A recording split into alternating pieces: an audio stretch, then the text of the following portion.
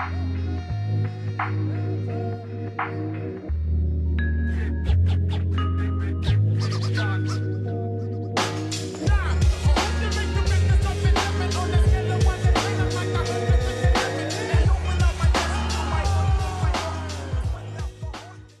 welcome back to another episode of Combat and Kick It. You already know. It's your host, Bando, and we are back at it to review UFC 317 and the events and everything that took place. And man, oh man, it was a decent card. Wasn't nothing crazy special. It was a decent card for International Fight Week. Obviously, I'm hurting. I'm hurting. I'm sad. I am sad. Man, I was driving home last night. I was like,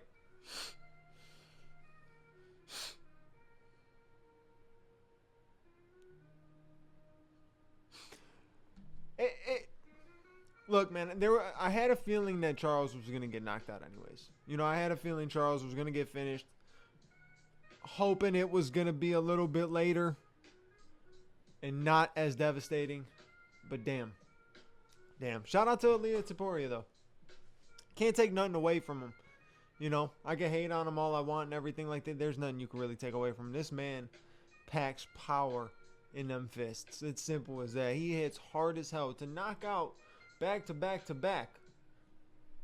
Volk, Max, Charles. He's taking all the fan favorites. Can you please fight somebody that everybody hates? You know, let's find somebody that we all dislike, and please fight him and knock him out. Because, you know, I'm tired of seeing the fan favorites get slapped by this dude.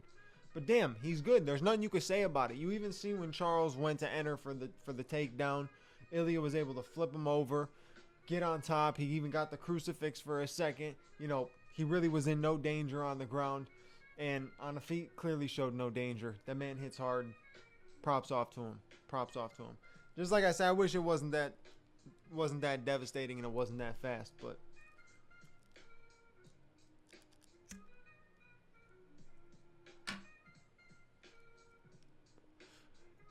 the one thing I can say, though, is Charles did have a good run, you know, at the, you know, his lightweight run with the belt, to the belt, everything like it was a good run, you know, but he might not be able to ever snap back to that Charles Oliveira again, and that's okay. That's okay. He did his thing. Was on what, 11-12 fight win streak, you know, smoking everybody in the division too, making it look easy. Multiple finishes along the way. Only one decision along that way was against Tony Ferguson. And it was a decision only because Tony refused to tap. I think now Oliveira has hit that point where he's tasted the success.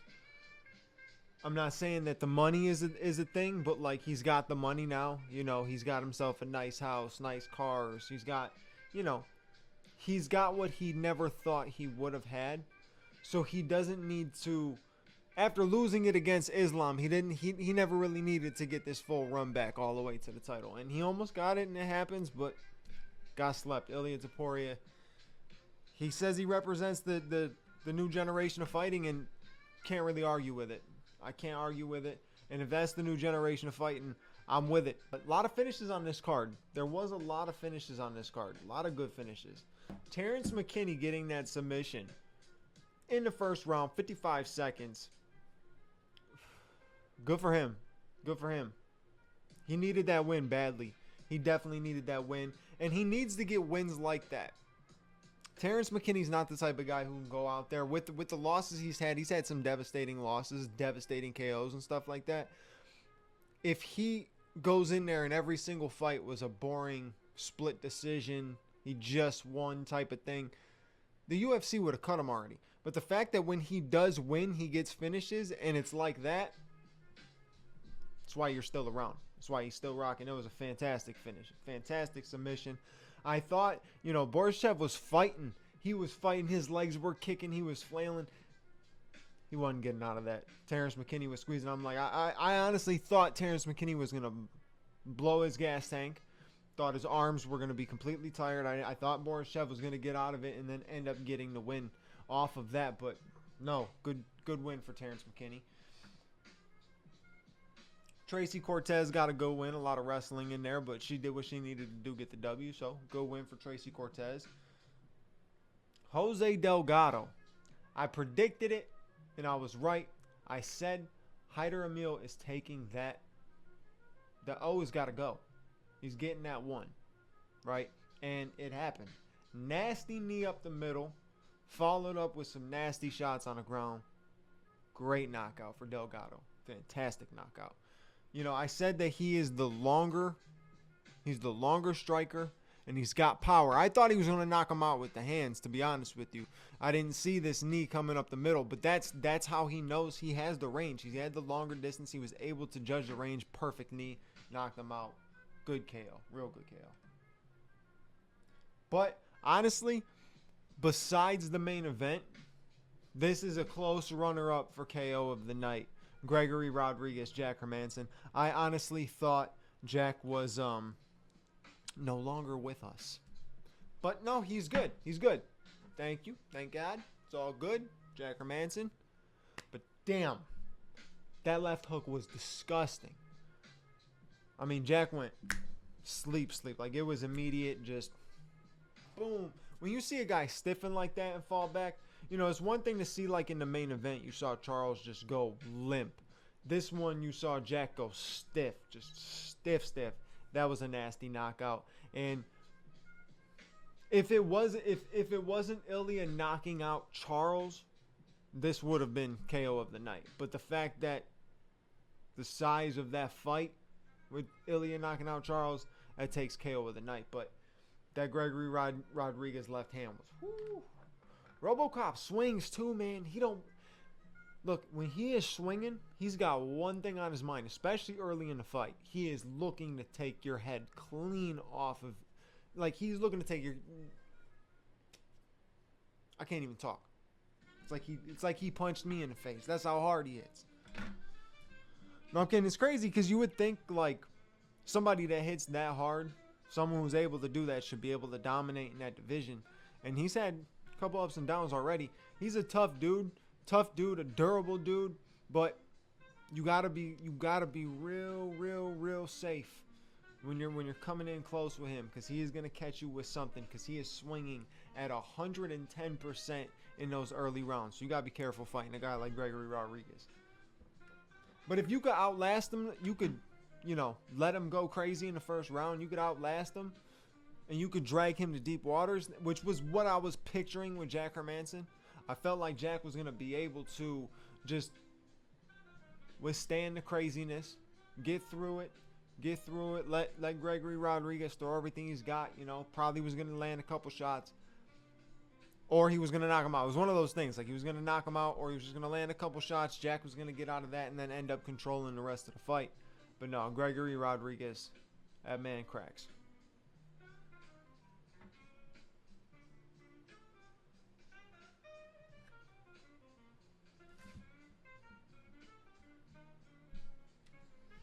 So yeah, Peyton Talbot got the win against Felipe Lima. Good for him. He needed to get that win. That was a major win. You didn't want to end up being on the second half of what they would call a fraud check. I don't think he got fraud check. I just think he got exposed to not being as good as people thought. But Raoni Barcelos fought a fantastic fight in that fight.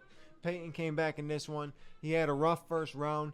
Came back in the last two rounds. Definitely fought a lot better. So that was a good win for him. Like I said, Beneil Dariush had a good win over Renato Moicano. I felt Moicano should have been able to go in there and get that win. But Beneil came through. And I think the best thing for Beneil, a guy like Beneil, is he needs that time off. That long time off in between the fights. Maybe not 2 years worth. He had 2 years for this one.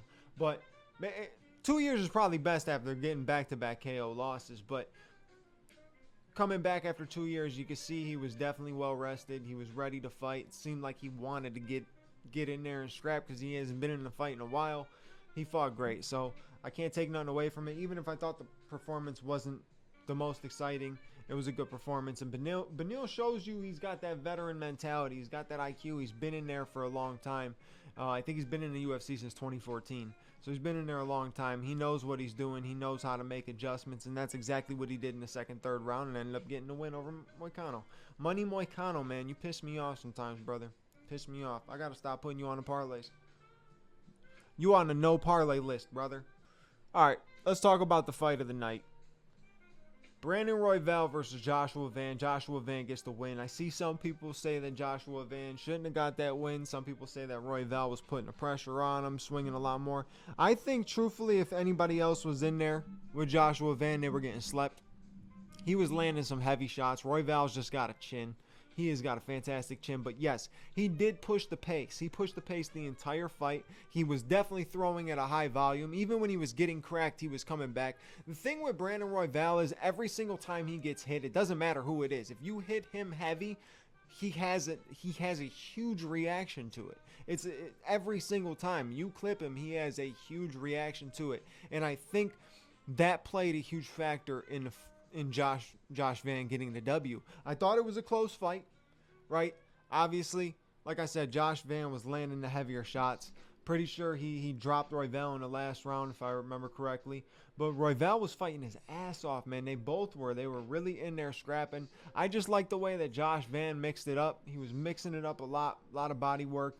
Royval is so tricky sometimes. He's so weird. He switches stances a lot. He throws weird angles, and he was doing really well, landing good shots. But the thing is, the reactions didn't even look like Josh Van was getting hurt. He was getting hit, though, right? You can't take away from the fact that Josh Van was getting hit. If you watch that fight, turn off the commentary, just pay attention closely. Josh Van was getting clipped up. It just, the reactions were completely different. It didn't look like it was hurting him, right? And it probably wasn't hurting him, and it probably wasn't hurting Royval either. Royval was just getting much more of a reaction off of those punches. You could definitely tell that Joshua Van packs a punch at 125.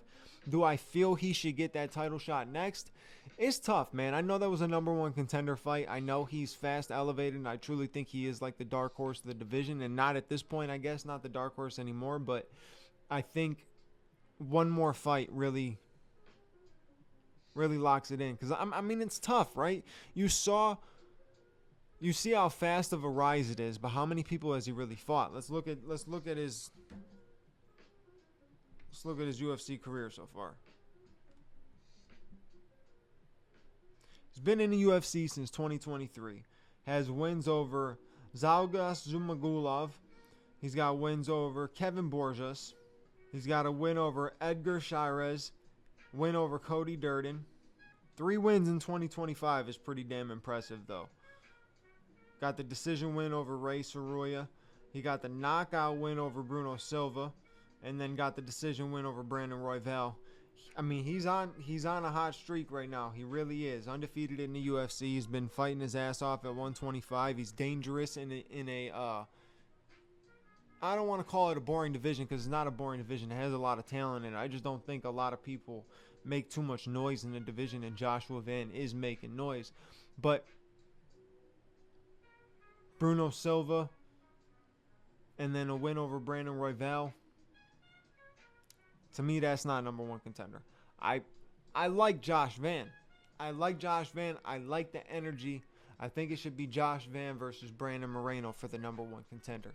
Because you need to get in a fight with somebody just like Brandon Moreno, who has been in there with somebody your style, right? He has fought. He's got the veteran, mentality. He's got the veteran status. He'll be able to go in there, make adjustments, and maybe give you a tougher fight in terms of not just the scrap, right? Because obviously we know Brandon Moreno can scrap, but he could also put you on your back. And I can see him mixing it up against Joshua Van. Maybe that's the fight to make, because Moreno's sitting there waiting for a shot too. I mean, you got a lot of guys in the flyweight division that want a shot. Manal Cape has been up and down. People really want to see Manal Cape get fully to that point, right? Every time he gets close to the point, it's not a loss that takes him down. It's some sort of fallout in the fight that was made, to where he either doesn't get to fight the guy that he was supposed to fight. He has to fight some dude on a debut short notice. It's just hard to give a guy a title shot when he's not getting the actual fights he's supposed to get. But I think you could elevate him. I really do. Everybody knows that Manal Cape, whatever. I can't never say it properly. But we know he's the truth. We do. We know he's talented. We know he's skilled. I think he could bring an interesting fight to Pantoja. We got to keep throwing things at Pantoja, because the dude is cooking this division. He really is. Pantoja is cooking this division, which leads me to the next thing. Pantoja cooked Kai Kara France. Kai threw his best shots and they did nothing to Pantoja. Once Pantoja knew that he can get the control on the ground, it was over with because he would put him on his back every round, find control, find certain controls, find certain ways, do certain things, and very, very skilled. Very, very skilled. Pantoja impresses me every single time I watch him fight. Right? A lot of people thought he was like, oh, okay, he's not that good because Steve Erceg took him the distance or whatever. And now you're looking at him like, damn, nobody could even get past this dude. He's smoking the division. Feel bad for Kai Kara France because I feel like every time he gets an opportunity for these fights, you know, he loses, and it happens for a lot of people like that. But he is in a tough division. People sleep on the flyweight division because it's not the most exciting, but don't sleep on it. It's got a lot of talent in that division. It just gets mixed up a lot.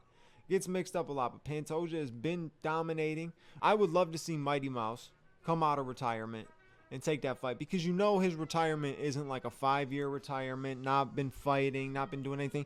He's still training, putting in the work consistently. You already know. So I would love to see that fight, but that's never going to happen. So is it going to be Josh Van and Pantoja? Maybe. Could be Brandon Moreno and Pantoja again. I doubt it, but it's a weird division. It's a weird division at this point, but Pantoja is whooping everybody.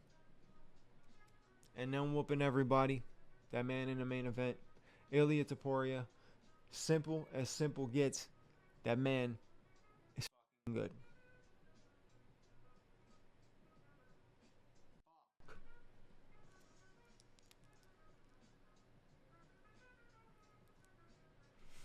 You know how bad I wanted to come on here? Hit you with the Charles the Bronx. The champion has a name, motherfucker, but he don't know. He got knocked out cold, man. I'm sick. I am disgusted. I don't want to go to work this week, right? I want to just avoid work. I got to do a whole week of work, knowing that my boy got slept.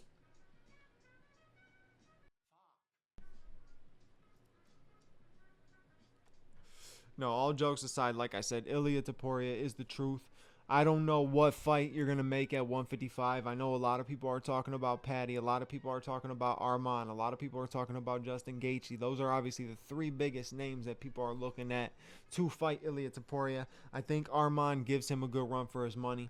I think the way that Patty holds that chin up in the air, Ilia is going to send him to the Shadow Realm as well. And I think Justin Gaethje could put on a really good fight with him. But at the same time, man, Gaethje's chin has been clipped, clocked. He's been slept. He's been in wars. I don't know. With the way this dude cracks, even if you don't like him, you want to hate on him, whatever you can say, you can't say nothing about it. His power is legit. And I think he would end up sleeping Gaethje too. So it's tough. The division just got completely shaken up. People want Islam Makhachev to drop back down. I think once Islam gets the belt at 170, you're never going to see him back at 155. He's not going to want to make that cut again. I know he's low-key struggling to get and maintain the weight, but I feel like once he does get there, he's not going to want to drop all the way back down again. But Ilia Topuria is now the king of the lightweights. Let's see what happens. Let's see if he has a good reign. I hope he's not somebody who defends it one time and retires. I hope he's nothing like Conor McGregor in terms of, you got this stardom now. Take advantage of it for the UFC, for your actual career, for your legacy, right? Don't take advantage of it and go running off fighting somebody. I don't think there's nobody to box at the level of Floyd Mayweather anyway, so he's not going to go run into boxing anyways. But, you know, don't do anything stupid on the outside. Stay who you are. Stay chill. The dude is classy. He's clean. I give him props on pretty much everything. You know, he acts like a professional. He's got extreme confidence. You can't take nothing away from the dude. Legit. You can't take nothing away from him. So I hope that we can actually see him continue that path, defend the belt, defend it again, maybe defend it a third or fourth time, and then you can retire. I know he wants to retire early. I know you want to retire young and everything like that, but the way he is putting his legacy together right now, if he continues on 2 to 3 more fights, honestly, in the same fashion that he's been winning these, He's gonna go down. He's gonna go down as a GOAT. Guaranteed. Guaranteed. You don't start off the championship run with a KO over Volk, KO over Max Holloway, and KO in a new division over Charles Oliveira. You don't start your championship legacy like that often. Not many fighters would ever be able to do that, and that's extremely impressive. So, hats off to you, pal. God, do I hate the man? No, I don't. Respect, but at the same time, fuck. That's it for this episode. I'm gonna go, I don't know, buy Charles merch. Try to sulk in my sorrows. It's the fight game. Look, I've seen all of my favorite fighters get slept in devastating fashion. So, I'm used to this shit. I really am. Anderson getting slept by Chris Weidman. Jose getting slept by Conor McGregor. Now Charles by Ilia. There's a pattern there. They're all Brazilian. So I'm a huge fan of Benson Henderson, but never mind. Yep, Benson Henderson too. Yep, he got sent to the Shadow Realm. RDA. Yep, forgot about that one. Damn, dog. All my favorite fighters sent to the Shadow Realm. That's it for this episode. Like, comment, subscribe. Hit the bell notification button so you know when the next episode is out. I'll catch you on the next episode. Boy Bano's out. Peace.